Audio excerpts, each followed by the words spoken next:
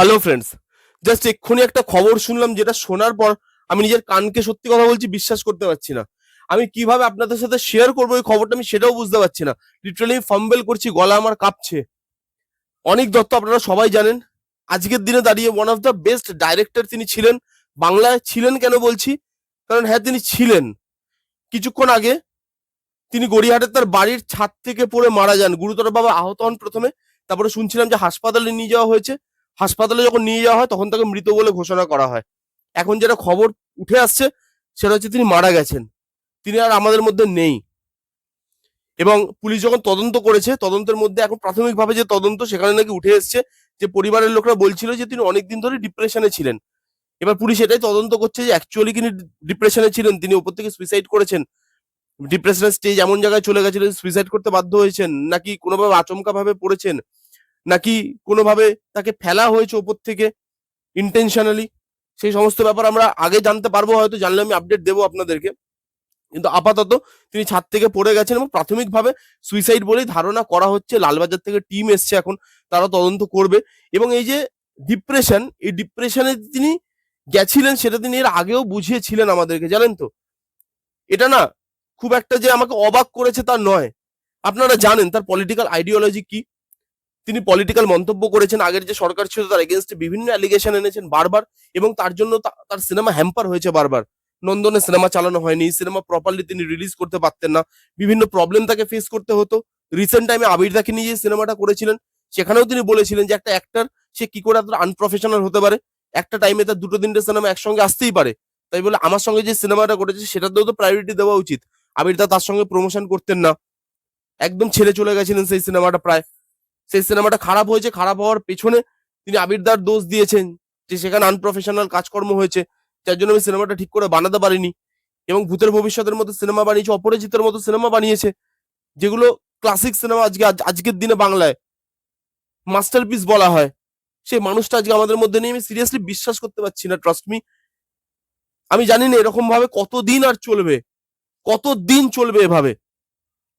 একটা মানুষ তার সিনেমাটা বানানোই তার ধর্ম, সে সিনেমাটাকে ভালোবাসে। সত্যজিৎ রায়কে পুরো ভেতরে ঢুকিয়ে নিয়েছিলেন তিনি।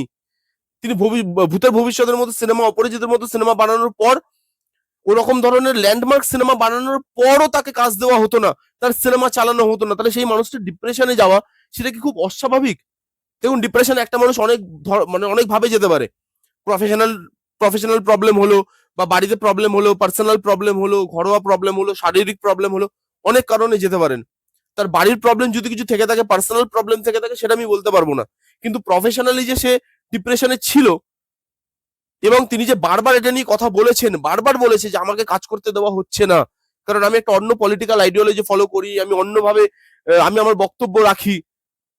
সেগুলো সবার পছন্দ নাই হতে পারে, বাট তার সঙ্গে আমার কাজের কি সম্পর্ক? হ্যাঁ, তার শরীর অনেকদিন ধরে খারাপ ছিল, এটাও হতে পারে যে শরীর খারাপ ছিল, তার সঙ্গে তার কাজের যে প্রবলেম, সেই সব মিলিয়ে তার ডিপ্রেশনের স্টেজটা হয়তো এই লেভেলেই চলে গেছিল, যেখানে তিনি ভুল কিছু করার কথা ভেবেছেন। আমরা জানি না এখনো যে তিনি কি করেছেন। ওই যে বললাম, এখনো তদন্ত চলছে। তিনি আদতেই কি ছাদ থেকে সুইসাইড করেছেন, নাকি পড়ে গেছেন আচমকা, নাকি তাকে ফেলে দেওয়া হয়েছে, কি হয়েছে আমরা কেউ জানি না। কিন্তু বাংলা ইন্ডাস্ট্রিতে এরকম ধরনের জিনিস আমরা আর কত দেখবো? রাহুলদার কেসটা আপনি আজকে দেখুন। আমি একমাত্র রিভিউয়ার যে রাহুলদার কেসটাকে নিয়ে ব্যাক টু ব্যাক ভিডিও বানিয়েছি, কথা বলেছি, কারণ আমি চেয়েছিলাম এই জিনিসগুলো সামনে আসুক। এর পেছনে যারা আছে, কেন একটা লোকের সেফটি সিকিউরিটি থাকবে না ইন্ডাস্ট্রিতে? কেন একটা লোককে মানসিক প্রবলেমে এভাবে তুমি ঠেলে দেবে, ডিপ্রেশনে এভাবে ঠেলে দেবে, যে সেই মানুষটার মাথায় অন্য কোনো চিন্তা আসবে? কেন তুমি করবে এই জিনিসগুলো? এই জিনিসগুলো নিয়ে বারবার প্রশ্ন তুলেছি। রাহুলদার কেসটা আজকে কি হয়েছে দেখুন, কোনো উচ্চবাচ্য দেখছেন আপনি? ইন্ডাস্ট্রিতে সব হয়েছে, সব হচ্ছে ইন্ডাস্ট্রিতে, কিন্তু সেই কেসটার কি হলো? আজকে কোনো উত্তর নেই। সেফটি সিকিউরিটির কি হলো? আজকে কোনো উত্তর নেই। এরকম ডাইরেক্টর বাংলাতে আর পাবো না। এটা আমাদের জন্য, ফিল্ম লাভারদের জন্য, বাংলা ইন্ডাস্ট্রির জন্য, আমি জানি না বাংলা ইন্ডাস্ট্রিতে কতটা মানবে, সেটা নিয়ে আমার সন্দেহ আছে, কিন্তু অবশ্যই বাংলা ইন্ডাস্ট্রির জন্য এটা অনেক অনেক বড় একটা লস, যেটা কোনো দিন ভরপাই হবে না। এমনিতেই আমাদের এখানে ফিল্ম মেকার খুব কম, ভালো ফিল্ম মেকার খুব কম, হাতে গোনা বাছা হয়তো দুজন তিনজনের নাম আপনি বলতে পারবেন, তার মধ্যে অনিক দত্ত একজন ছিলেন।